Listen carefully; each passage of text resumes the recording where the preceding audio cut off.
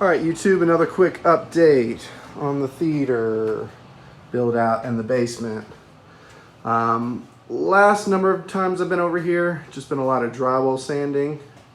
But today, put on my PVA drywall primer.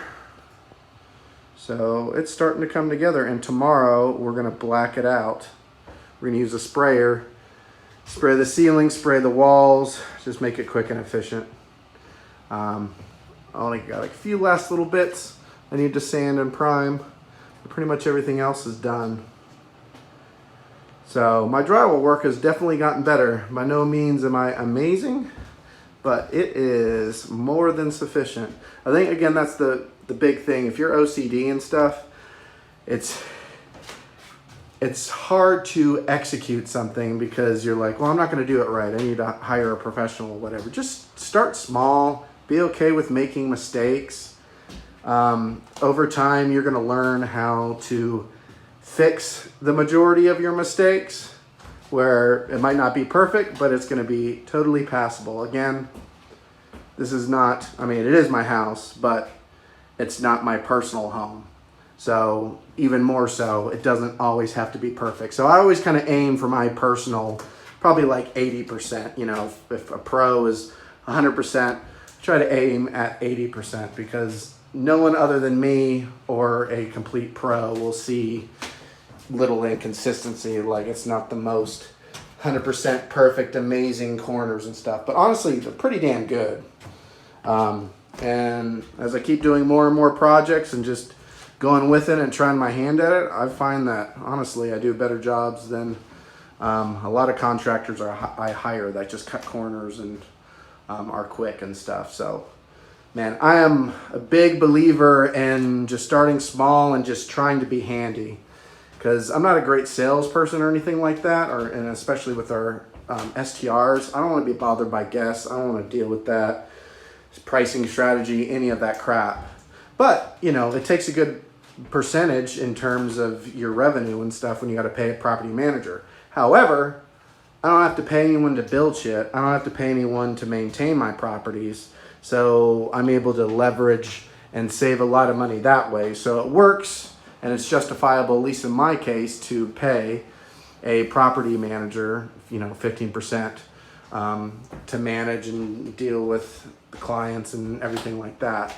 So I can stay focused in my 9-to-5 job, my other small businesses, and just maintaining the properties and stuff like that. So again, AV rack here. Cut out these, I don't know if I showed them last time, but just plywood, circular surrounds, where I'm going to put the in-ceiling speakers for the Dolby Atmos. This will all be blacked out, so it's all going to be very cool looking. And again, like, for the relatively small amount of money I've had to spend for this, for it to be, I mean, it should be a freaking banging system. 13 channels, going to be pretty awesome. So I know guests are going to love this. They love the theater in my other property. They're going to love it in this one too. I can't wait to see when I do the recessed LED strips and all the speaker columns. That's going to be awesome. But I love it. Each project, I just tell myself, hey, I'm going to try this. Let's see what I can do. Try it again. Try it again. And to me, you know, there's not like this huge pressure, because it's not my personal home, and I can afford to make little mistakes. You know, might I screw up in certain things, and this is not the best sounding theater in the world?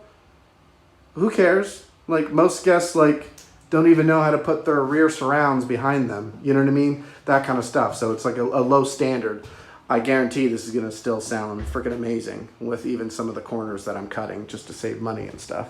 But again, big believer in just try your hand at trying to be handy. Start small. You'll work up over time.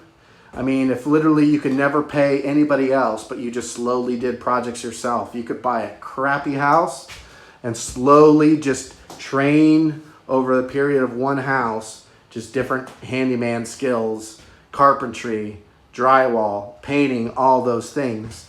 And you will build a financial future for your family. You know what I mean?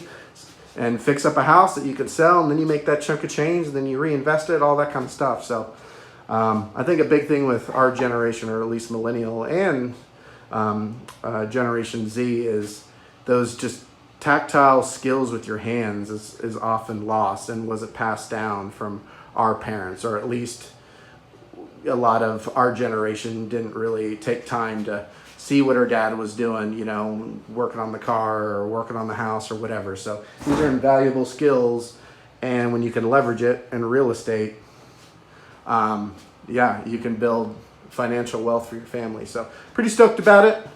Can't wait to see how it all looks tomorrow when my brother comes over and we use our commercial sprayer and we black this sucker out. So it's going to be pretty dope. And again, that bar area here with the countertop that I already built for it, going to be sweet. And then a decked out AV rack here. It's going to look awesome. All right, peace out, YouTube.